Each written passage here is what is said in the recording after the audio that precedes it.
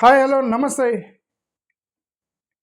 ఈరోజు నేను రోజు యాక్చువల్గా ఆంధ్రప్రదేశ్ రాజకీయం పెడతాను.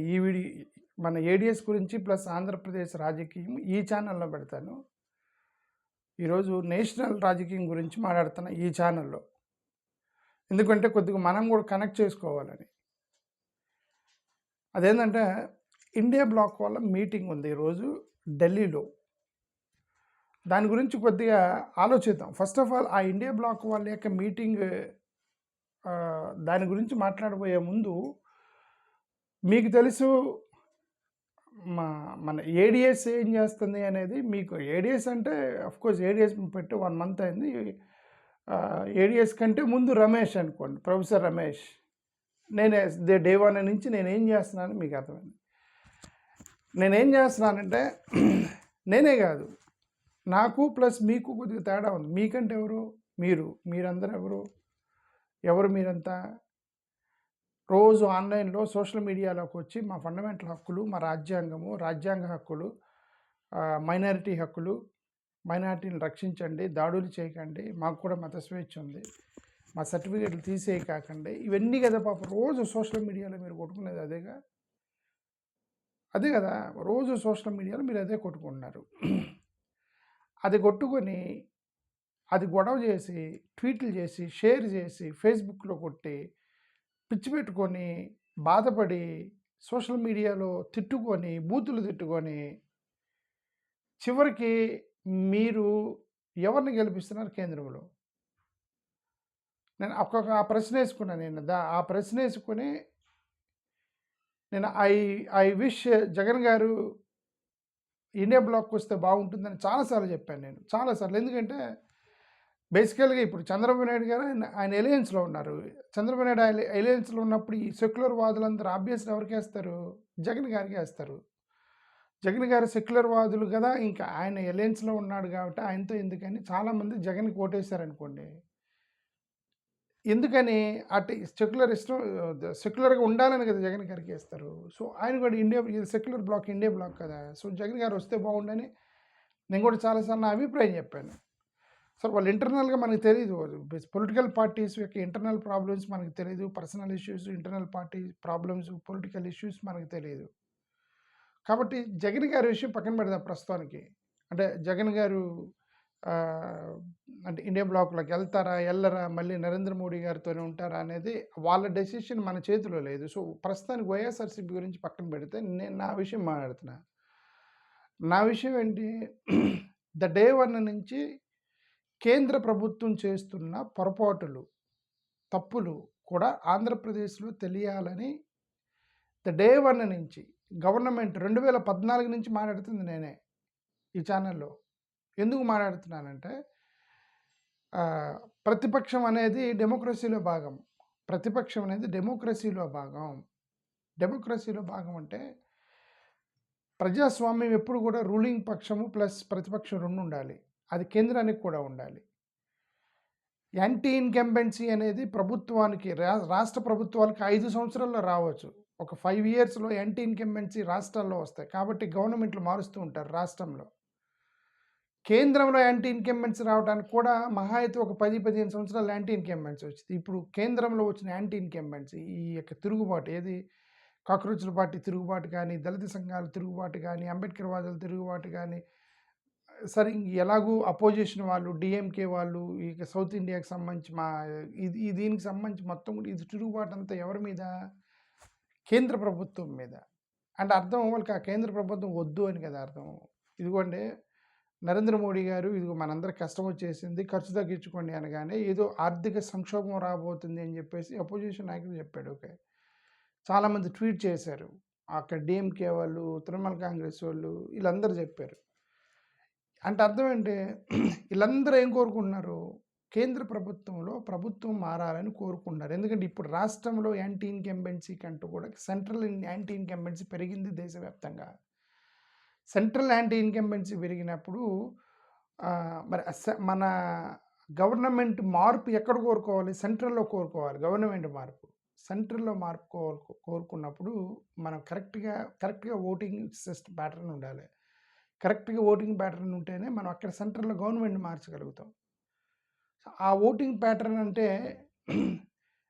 ఇప్పుడు ఈ ఇండియా బ్లాక్ వాళ్ళు చేస్తున్న పొరపాటుని మీకు చెప్తున్నాను. ఇండియా బ్లాక్ వాళ్ళు చేస్తున్న పొరపాటు. ఇండియా బ్లాక్ వాళ్ళ పొరపాటు ఏంటంటే వీళ్ళందరికీ రాహుల్ గాంధీ ఇష్టం లేదు. ఎందుకు రాహుల్ గాంధీ ఇష్టం లేదంటే యాక్చువల్‌గా ఆ కాంగ్రెస్ పార్టీ నుంచి చీలిన పార్టీలు ఇవన్నీ కూడా రీజనల్ పార్టీలు మొత్తం కూడా ఫస్ట్ ఆఫ్ ఆల్ వాళ్ళు కాంగ్రెస్‌ని గెలిచారు. అంతే కదండి. రీజనల్ పార్టీలన్నీ ఇండియా బ్లాక్‌లో ఉన్న పొలిటికల్ పార్టీలు మొత్తం కాంగ్రెస్ నుంచి చీలినాయి. ఒక కమ్యూనిస్టులు తప్ప. సో, కాంగ్రెస్ నుంచి చీల్చారు.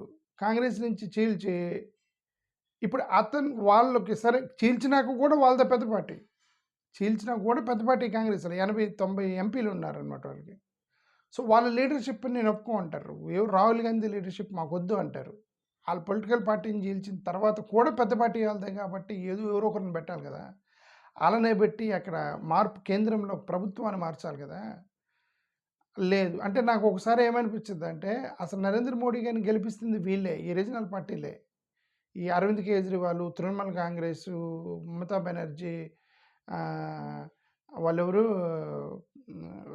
డీఎంకే, ఇక్కడ జగన్ గారు వీళ్ళందరూ కూడా ఏంటి ఇది కాంగ్రెస్‌కి ఇష్టం లేదు వీళ్ళకి. కాంగ్రెస్‌కి ఇష్టం లేకపోతే మరి అక్కడ ఆల్టర్నేటివ్ ఎవరు? ఇప్పుడు నరేంద్ర మోడీ గారి మీద యాంటీ ఇన్కంబెన్సీ వచ్చింది. నరేంద్ర మోడీ గారి మీద యాంటీ ఇన్కంబెన్సీ వచ్చినప్పుడు మరి ఎవరికేయాలి alternative? Who is alternative to Narendra Modi అనే క్వశ్చన్ వచ్చిందిగా. Sorry, who is alternative to Narendra Modi గారి గవర్నమెంట్? ఎవరికేస్తారు? కేంద్ర ప్రభుత్వం మీద కోపం వచ్చి ఆమ్ ఆద్మీ పార్టీకి వేస్తారా? కేంద్ర ప్రభుత్వం మీద కోపం వచ్చి మోడీ గారిని ఎలాగైనా దించాలని చెప్పి జగన్ గారికి వేస్తారా? కేంద్ర ప్రభుత్వంలో ఎలాగైనా సరే మోడీని దించాలని చెప్పి డిఎంకే ఆయనకి వేస్తారా? ఆల్టర్నేటివ్ ఎవరు కనిపిస్తారు? అపోజిషన్లో రాహుల్ గాంధీ ఏదైతే కనిపిస్తాడు అతనికి ఆల్టర్నేటివ్ మోడీకి వేయొద్దు అంటే ఇంక నెక్స్ట్ ఎవరికి వేస్తారు? రాహుల్ గాంధీకి వేస్తారు. అంతే కదా, కేంద్రంలో అపోజిషన్ నాయకుడు. సో దాన్ని వీక్ చేస్తున్నారు. దాన్ని ఆల్టర్నేటివ్ని వీక్ చేస్తున్నారు వీళ్ళు రీజనల్ పార్టీలు. ఇవి ఆల్టర్నేటివ్స్ వీక్ చేయటం వల్ల ఇప్పుడు అతను ప్రధానమంత్రి కావట్ల తర్వాత సంగతి నరేంద్ర మోడీ గారిని ప్రైమ్ మినిస్టర్ చేస్తున్నారు వీళ్ళు. గత 15 సంవత్సరాల నుంచి వాళ్ళు గెలవట్లేదు. వీళ్ళకి అపోజిషన్ వీక్ చేసుకొని వీళ్ళు కొట్టుకొని అపోజిషన్ వీక్ చేసుకొని నరేంద్ర మోడీ గారిని పైకి తీసుకొస్తున్నారు వీళ్ళందరూ కలిసి. ఓకే, అదేమంటే రాహుల్ గాంధీ ఇష్టం లేదన్నారు. రాహుల్ గాంధీ ఇష్టం ఉన్నా లేకపోయినా ఎవరో ఒకరిని పెట్టి మీరు గవర్నమెంట్ని మీరంతా నిజమైన సెక్యులర్ వాదులు అయితే సెక్యులర్ వాదం లేదు, ఏం లేదు అని అంటే that's a different issue, that's a different case. నిజమే. ఇప్పుడు వీళ్ళందరూ సెక్యులర్ వెళ్ళండి. మనం వాళ్ళ కమిట్మెంట్ని, సెక్యులర్ కమిట్మెంట్ని మనం తక్కువ చేయకూడదు. కానీ బట్ ఇంటర్నల్ కాన్ఫ్లిక్ట్ గురించి మాట్లాడుతున్నా. ఈ ఇంటర్నల్ కాన్ఫ్లిక్ట్ వల్ల దేశానికి నష్టం కదా. ఇప్పుడు ఆర్థిక సంక్షోభంలో పడింది. మత రాజకీయమే చేయకూడదండి. ప్రతిసారి వీళ్ళు ఎన్డీఏ మత రాజకీయమే చేశారు. వాళ్ళు చేయటం వల్ల ఎకనామిక్ డౌన్ఫాల్ మొదలైంది. ఈ ఎంప్లాయ్మెంట్ ఎక్కడ ఫోకస్ పెట్టాలి? ఎంప్లాయ్మెంట్ గురించి ఫోకస్ పెట్టాలి, ఇండస్ట్రీస్ గురించి ఫోకస్ పెట్టాలి, వృత్తి గురించి వీటన్నిటిని వదిలేసి వాళ్ళు ఏం చేశారంటే ఏ గవర్నమెంట్ అని మాట్లాడదాం, ఎక్కడ కమ్యూనల్ కాన్ఫ్లిక్ట్ లేపుదాము, ఎక్కడ గవర్నమెంట్ని మతంతో రెచ్చగొట్టి అక్కడ గెలుద్దాం, ఈ ఫోకస్. అందుకే వన్ నేషన్ వన్ ఎలక్షన్ అనేది నేను పర్సనల్గా చాలా వ్యతిరేకం. One nation one election. ఎందుకంటే వీళ్ళు కేంద్రంలో ఉన్న వాళ్ళు వాళ్ళ కేంద్రం యొక్క పరిపాలనను చూసుకోవాలి తప్ప రాష్ట్రాల్లో చేపెట్టకూడదు. అంటే రాష్ట్ర వ్యాప్తంగా ఏ రాష్ట్రంలో ఎన్నికలు జరిగినా నరేంద్ర మోడీ, అమిత్ షా వచ్చి ప్రచారం చేయాలి, లేకపోతే గెలవరు. అంటే వాళ్ళు లేచిన దగ్గర నుంచి రాష్ట్రాల్లో అంటే కేంద్ర ఎన్నికల్లో కొట్లాడుకొని 3 నెలలు, మళ్ళీ ప్రతి రాష్ట్రంలో ఎన్నికలకి మళ్ళీ ఫోకస్ ప్లానింగ్ వాళ్ళే వేయాలి. ఎవరు? మోడీ, అమిత్ షా వేయాలి. వాళ్ళకి ఎలా గెలవాలని చెప్పేసి 24 అవర్స్ అదే పని చేస్తే ఇక పరిపాలన చేసేది అప్పుడు. అందుకే పోయింది మొత్తం కూడా, ఎకానమీ మొత్తం దెబ్బతినిపోయింది. వదిలేయాలి, లోకల్ లీడర్స్కి వదిలేయాలి. ఇప్పుడు బీజేపీ ఇక్కడ స్టేట్ బీజేపీ ఉండేది, ఆ స్టేట్ బీజేపీకి వదిలేయాలి. ఇక నువ్వు ప్లానింగ్ అదంతా నువ్వు టైం పెట్టుకోకూడదు. మీరు ప్రధానమంత్రులు, హోమ్ మినిస్టర్లు మీరేం చేయాలి? అక్కడ కేంద్రంలో దేశాన్ని కాపాడాలి. ఆర్థికంగా సంక్షోభంలో లేకుండా, కరెన్సీ పడిపోకుండా ఎలాగ ఎంప్లాయ్మెంట్ క్రియేట్ చేయాలి, ఫార్మర్స్ని ఎలా ఆదుకోవాలి, దాని మీద ఉండాలి ఫోకస్.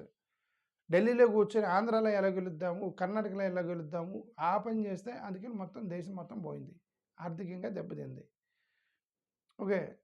ఇప్పుడు దీని నుంచి ఆల్టర్నేటివ్ ఎవరో ఒకరిని పెట్టాలి. ఎవరెవరంటే ఇక రాహుల్ గాంధీని పెట్టి ఈ రీజనల్ పార్టీలన్నీ కూడా వాళ్ళని పడగొట్టాలి నా ఉద్దేశం. సరే లేదు మీరు రాహుల్ గాంధీని ఒప్పుకోన్నప్పుడు థర్డ్ ఆల్టర్నేటివ్ క్రియేట్ చేయాలి స్ట్రాంగ్గా.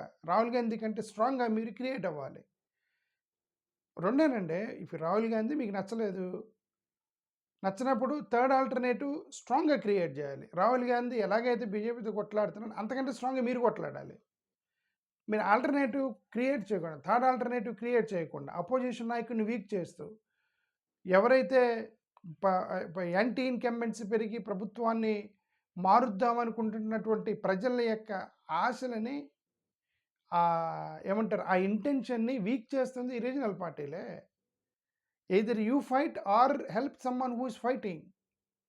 అదే simple right. Either you fight or help someone who is fighting. ఈ రెండూ చేయకుండా ఫైట్ చేసేవాడిని వీక్ చేసి మీరు సైలెంట్గా ఉంటే అవతల వాళ్ళు గెలుస్తూ ఉంటారు. 2029లో కూడా మళ్ళీ బీజేపీ గవర్నమెంట్ వచ్చింది. 2036లో కూడా మళ్ళీ బీజేపీ గవర్నమెంటే వచ్చింది. ఎందుకు? బికాజ్ ఆఫ్ వాళ్ళు గెలవరు, వీళ్ళు గెలిపిస్తారు. ఎవరు? రీజనల్ పార్టీలు అన్నీ గెలిపిస్తాయి. అది నా ఉద్దేశం. సరే ఇప్పుడు ఇండియా బ్లాక్ గురించి మాట్లాడాలి. ఇప్పుడు ఇండియా బ్లాక్ వాళ్ళు మీటింగ్ ఉంది ఈరోజు. డిఎంకే వాళ్ళు అటెండ్ అవ్వట్లా. దాంట్లో ఒక అర్థం ఉంది. డిఎంకే అటెండ్ అవ్వట్లేదు అనే దానికి అర్థం ఉంది. There is a meaning in DMK not attending. ఎందుకు there is no meaning DMK not attending? వీళ్ళు వెళ్ళి విజయ్తో పొత్తులోకి వెళ్ళారు. విజయ్తో పొత్తులోకి వెళ్ళినప్పుడు ఇప్పుడు వాళ్ళకు క్వశ్చన్ వచ్చింది. అవునయ్యా మేము వస్తాం, ఇండియా బ్లాక్కి వస్తాం, ఇండియా బ్లాక్ మీటింగ్కి వస్తాం. రేపొద్దు నువ్వు ఎవరితో కొట్లాడతావు? మళ్ళీ నాతోనే కూడా యూనిటీ ఏందని క్వశ్చన్ వచ్చింది కదా. యూనిటీ ఏంటి అనేది క్వశ్చన్ వచ్చింది డిఎంకే వాళ్ళకి. యూనిటీ అంటే నువ్వు నేను ఇలా యునైట్ ఎలా అవుతాము? రేపు ఎన్నికల్లో విజయ్తో కలిసి మాకు వ్యతిరేకంగా పోటీ చేస్తావు నువ్వు, మన ఇద్దరం ఎలా యునైట్ అవుతామని డిఎంకే వాళ్ళు అంటారు కదా. అది వ్యాలిడ్ ప్రశ్న కదా డిఎంకేకి.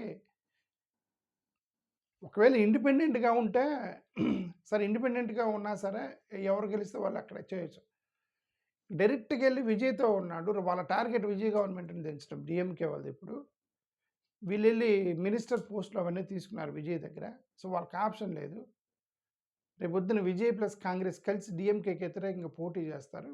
మరి వాళ్ళతో మనం యాంటీగా ఉన్నప్పుడు మరి వాళ్ళతో యూనిటీ గురించి మాట్లాడటం there is no meaning.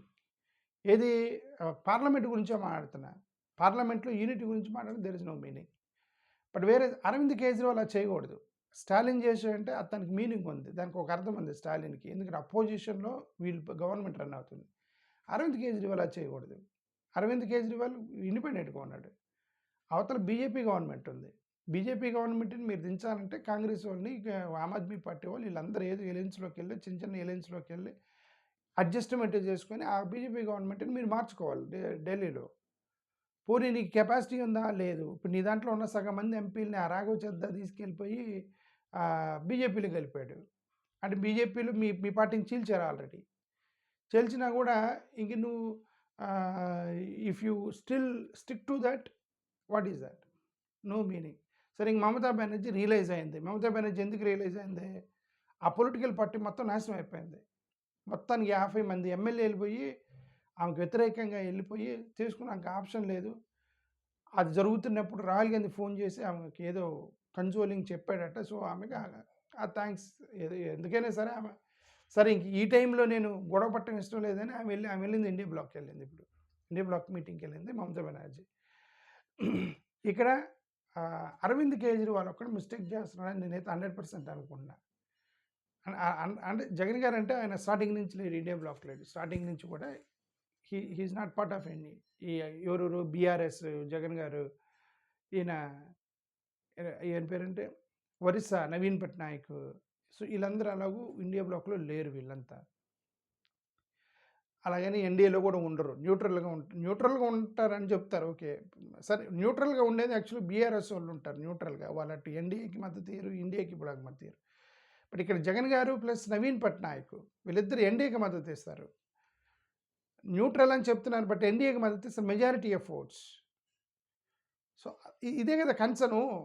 Orissa ఆంధ్రప్రదేశ్లో పెద్ద కన్సర్న్ ఏంటంటే ఆ ఒరిస్సా అండ్ ఆంధ్రప్రదేశ్లో the biggest concern for secular వాదులకి. మన ఏడిఎస్ మనం అక్కడ కూడా పెట్టాం, ఎక్కడ ఒరిస్సాలో పెట్టాం మన ఏడిఎస్ని. అక్కడ వాళ్ళు మాట్లాడుతుంటారు ఆ ఒరిస్సా వాళ్ళు చెప్తుంటారు మాకేందంటే, ఇక్కడ ఎవరికి ఓటేయాలో తెలియదు సార్ ఇక్కడ. ఇక్కడ రూలింగు ప్రతిపక్షం ఇద్దరు కూడా ఎన్డీఏలో ఉంటారు, మేము ఎవరికి ఓటేయాలో తెలియదు అంటారు. మరి అక్కడ కాంగ్రెస్ ఎందుకంటే కాంగ్రెస్ పెద్ద బలంగా లేదు సార్, అక్కడ ఏ ఊరికి ఓటేయాలో తెలియదు మాకు, స్ట్రాంగ్గా లేదు కాంగ్రెస్ ఇక్కడ. అటు వస్తే అటు అరవింద్ ఏమంటారు నవీన్ పట్నాయక్ అని వస్తారు, బీజేపీ అని వస్తారు, వాళ్ళిద్దరికి ఒకటి ఓటేయాలి మేము. వాళ్ళిద్దరు కూడా ఎన్డీఏలో ఉన్నారు, మాకేం తెలియట్లేదు. The same situation in the state of Andhra Pradesh. Jagan గారు ప్లస్ ఇద్దరు ఒకవైపుకు ఉంటే ఎవరికి ఓటేయాలో తెలియక ఇద్దరిలో జగన్ బెటర్ని జగన్కి వేస్తున్నారు. ఇది డేంజరస్ టు జగన్మోహన్ రెడ్డి గారు, నేను చాలాసార్లు చెప్పింది డేంజరస్. నేను థర్డ్ ఆల్టర్నేటివ్ కనుక ఎవరో ఒకరు క్రియేట్ చేస్తే మాత్రం దెబ్బ పడుతుంది జగన్ గారికి. ఎందుకు అక్కడ తమిళనాడులో జరిగింది అదే. తమిళనాడులో డిఎంకే ఏడిఎంకేలు కొట్టుకుంటున్నప్పుడు ఫెడప్ అయ్యారు రెండు పొలిటికల్ పార్టీతో. ఫెడప్ అయిపోయి వాళ్ళు థర్డ్ ఆల్టర్నేటివ్ కోసం చూస్తున్నప్పుడు టక్కన ఒక వ్యక్తి రాగానే షిఫ్ట్ అయిపోయారు మొత్తం. జగన్ గారికి కూడా ఆ సిచ్యువేషన్ తెచ్చుకోకముందే అంటే గ్యాప్ కనిపిస్తుంది కదా. ఆల్టర్నేటివ్ ఇటు ఇండియా బ్లాక్ వైపుకు సెక్యులర్ వైపుకి యాంటీ మోడీ ఓటింగ్ చేసడానికి ఒక గ్యాప్ క్రియేట్ అవుతుంది రాష్ట్రంలో. ఆ గ్యాప్కి ఫిల్ చేయడానికి ఎవరు ఉండాలి? ఇప్పుడు వీళ్ళు ట్రై చేస్తున్నారు. ఎవరు? మేము ఉన్నామని చెప్పి ఇప్పుడు లిబరేషన్ కాంగ్రెస్ మీద విజయ్ కుమార్ గారు పెట్టారు, ఈయన సునీల్ కుమార్ గారు, వీళ్ళందరూ గ్యాప్ని గమనించి 3 ఆల్టర్నేటివ్ ఉండాలి, దళితులకు 3 ఆల్టర్నేటివ్ ఉండాలి తిరుగుతున్నారు వీళ్ళంతా. బట్ ఎంతవరకు పోలరైజ్ చేయగలరు? ఇవన్నీ జగన్కి నష్టం. మరి జగన్ గారికి నేను డైరెక్ట్గా చెప్తే మరి వైసీపీలకు కోపం వచ్చింది. కానీ విజయ్ కుమార్ ఓట్లు గెలిస్తే ఎవరో గెలుస్తాడు? వైసీపీ గెలుస్తాడు. పివి సునీల్ ఎవరో గెలుస్తాడు? వైసీపీ గెలుస్తాడు. మా ఏడిఎస్ ఎవరైనా గెలిచింది ఒకవేళ మేము చేస్తాయి. అఫ్కోర్స్ మేమేం పోటీ చేసి అప్పుడు ఆలోచిద్దాం. నేనేమన్నా అంటాం సార్, అప్పుడు నేను స్టార్టింగ్ నుంచి చెప్తున్నాను ఏంటంటే ఐ యూజ్ మై బ్రెయిన్. ఆ ఎన్నికలకు ముందు కరెక్ట్గా ఎవరు ఓటేయాలో మనం డెసిషన్ తీసుకుందాము, పోటీ చేయాలా లేదని నేను స్టార్టింగ్ నుంచి చెప్తున్నా. పక్కగా పెడుతున్నాము, ఇది పొలిటికల్ పార్టీ అని నేను చెప్పట్లేదు. ఎందుకంటే ఏడిఎస్ we want to protect you more than political ఇది. That's what I want to say. But మన వాళ్ళందరూ సార్ లేదు పోటీ చేయాల్సిందే, థర్డ్ ఆల్టర్నేటివ్ క్రియేట్ చేయాల్సిందే అని అంటున్నారు. బట్ ఎనివే వాళ్ళ యొక్క సలహాలు తీసుకొని మనం ఏదో ఒకటి ట్రై చేద్దాం.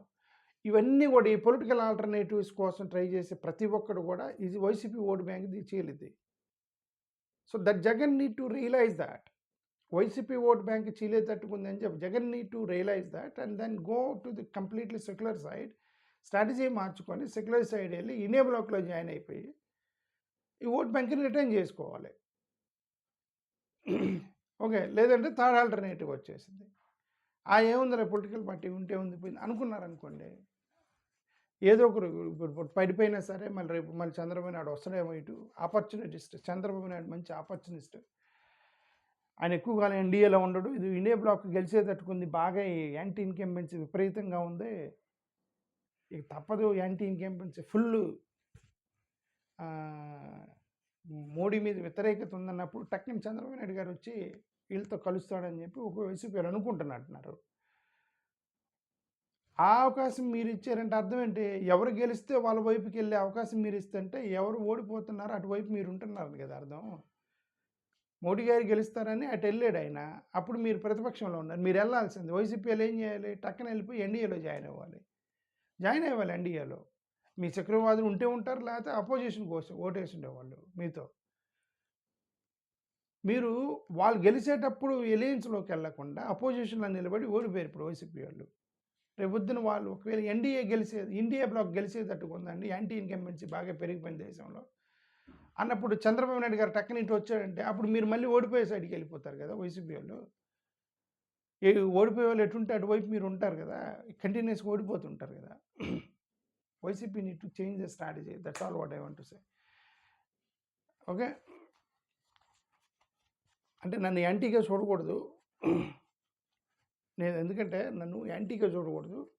ఇది మనకి హెల్ప్ చేస్తున్నాడు అన్న యాంగిల్లో చూడాలి తప్ప ఇది మనల్ని విమర్శిస్తున్నాడని వైసీపీ వాళ్ళు నన్ను తప్పుగా అర్థం చేసుకోవద్దు. నేను that's all what I want to say. Thank you, నమస్కారం.